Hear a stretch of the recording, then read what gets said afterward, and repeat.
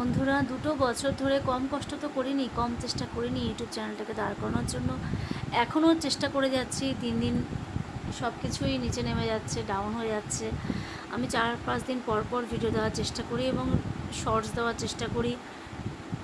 দেখো, যতটুকু সম্ভব দেওয়ার চেষ্টা করি।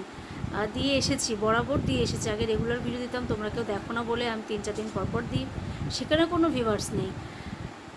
আমি অনেক আশা নিয়ে ইউটিউব চ্যানেলটা শুরু করেছিলাম বন্ধুরা, অনেক আশা নিয়ে। প্লিজ তোমরা আশাতে জল ঢেলো না। তোমরা জানো যে আমি একজন ক্যান্সার পেশেন্ট, আমি কীভাবে লড়াই করছি সেটাই তোমাদেরকে জানানোর চেষ্টা করেছিলাম। কতটা সাপোর্ট তোমরা করেছো তোমরা নিজেরাই আমার ভিডিও দেখলে বুঝতে পারবে।